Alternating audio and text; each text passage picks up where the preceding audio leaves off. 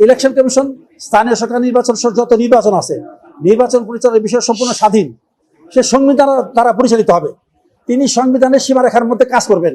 এই জন্য তাকে কারো দ্বারস্থ হতে হবে না।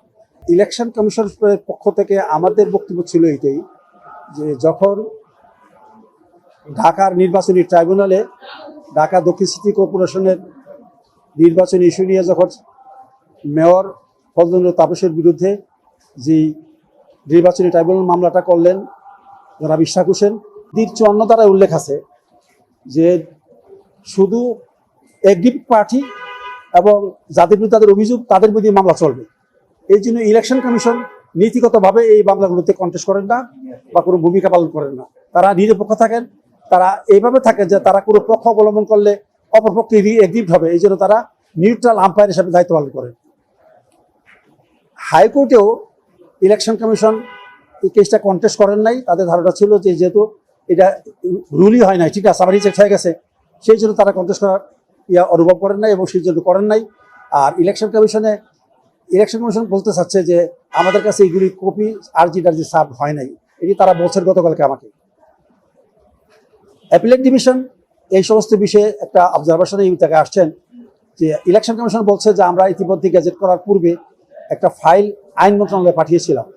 এই ফাইলটা এখন সেখান থেকে আসে নাই।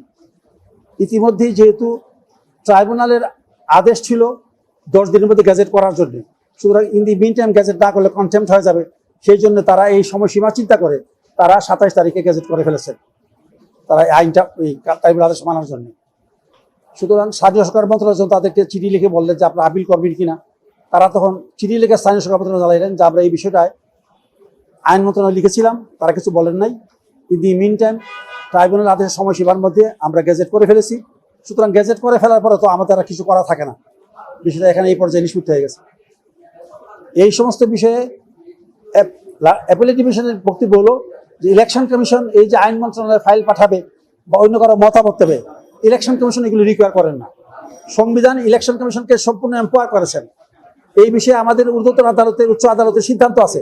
ইলেকশন কমিশন স্থানীয় সরকার নির্বাচন সহ যত নির্বাচন আছে, নির্বাচন পরিচালনার বিষয় সম্পূর্ণ স্বাধীন। সে সংবিধান দ্বারা পরিচালিত হবে। তিনি সংবিধানের সীমারেখার মধ্যে কাজ করবেন। এই জন্য তাকে কারো দ্বারস্থ হতে হবে না। এই ভিউটাকে মহামান্য আপিলেট ডিভিশন এই ভিউটাকে সামনে এনেছেন এবং তারা বলছেন যে ইলেকশন কমিশনের সাংবিধানিক দায়িত্ব পালনের ক্ষেত্রে অন্যের মুখাপেক্ষি হওয়ার প্রয়োজন ছিল না, প্রয়োজন নাই। এবং এই অবজারভেশনের উপরই তারা অবজারভেশন দিয়ে আপিলটা নিষ্পত্তি করছেন বলে তারা ভার্বালি তাদের অভিমত প্রকাশ করেছেন। এবং এই তাদের যে এই আপিল বিভাগের যে অভিমত প্রকাশ করেছেন, এইটা ডিসপোজ করেছেন, সেখানে নির্বাচন কমিশনের গেজেটটাকে বাতিল ঘোষণা করার কোনো সিদ্ধান্ত প্রকাশ করেননি। এতে এই দেখা গেল যে এই যে গেজেটটা যেটি নির্বাচন কমিশন প্রকাশ করেছেন, এই জিনিসটা আপাতত দেখা যাচ্ছে এই গেজেটটা বহাল রয়ে গেছে। ইলেকশন কমিশন যে গেজেট করেছেন এটা ইলিগাল করেছেন, এই মনে কোনো সিদ্ধান্ত আপিল বিভাগ থেকে প্রকাশ্যে আসেন নাই। এখন পরিপূর্ণ জাজমেন্ট পাওয়ার দেখা যাবে যে আর বাকি কি কি অবজারভেশন দিয়ে যা নিষ্পত্তি করেছেন। এই যে ইলেকশন কমিশনে যে পাঠানোর যে জিনিসটা, এই ইলেকশন কমিশন এটা পাঠানোর প্রয়োজন ছিল না। এবং এই যে প্রয়োজন ছিল বলে তো আপিল বিভাগ বলছে ইলেকশন কমিশন এই জিনিসটা আইন মন্ত্রণালয় পাঠানোর কোনো প্রয়োজন ছিল না, প্রয়োজন নাই। ইলেকশন কমিশন সংবিধানের 118, 125, 126 এই অনুচ্ছেদগুলোর দ্বারা সম্পূর্ণভাবে এই স্থানীয় সরকার নির্বাচন এবং এই জাতীয় নির্বাচন সব নির্বাচন পরিচালনার ক্ষেত্রে তারা সম্পূর্ণ স্বাধীন এবং তারা আইনের দ্বারা পরিচালিত হবে, সংবিধান দ্বারা পরিচালিত হবে। সেখানে ওই যে বাড়ানো ছিল এইগুলো যে আইনের চিন্তার বাইরে বা এটা যে একটা ব্যত্যয় হয়েছে, এটা যে সঠিক হয় নাই, আপিল বিভাগ এটাকে রিটার্ন করেছেন, বলছেন যে এটা প্রয়োজন নাই এবং এটা সঠিক হয় নাই। এই মর্মে আপিল বিভাগ বলছেন যে ইলেকশন কমিশন যে সম্পূর্ণ স্বাধীন এবং তার কাজের ক্ষেত্রে তিনি যে কাজগুলি করবেন এইখানে অন্য কারোর মুখাপেক্ষির প্রয়োজন নাই। এটাকে বরঞ্চ আপিল বিভাগ তাদের এই যে ইলেকশন কমিশনের সম্পর্কে কাজে উষ্মা প্রকাশ করলো, এর দ্বারা ইলেকশন কমিশনের ক্ষমতা রাখে ওনারা যে সাংবিধানিক ক্ষমতা রাখে ওনারা সমর্থন করেছে। ইলেকশন কমিশন যেদিন গেজেট করলো 27 তারিখে, 28 তারিখে নির্বাচন কমিশন স্থানীয় সরকার মন্ত্রণালয়ে এই গেজেটের 15টা কপি প্রেরণ করে তাদেরকে এই বিষয়ে প্রয়োজনীয় ব্যবস্থা গ্রহণ করার জন্য অনুরোধ করেছেন। এইটা অনুরোধ করার পরবর্তী পর্যায়ে ইশরাক হোসেনের যদি শপথ নেওয়ার কোনো বিষয় থাকে বা এই বিষয়ে পরবর্তী সিদ্ধান্ত এটা স্থানীয় সরকার মন্ত্রণালয় নেবেন।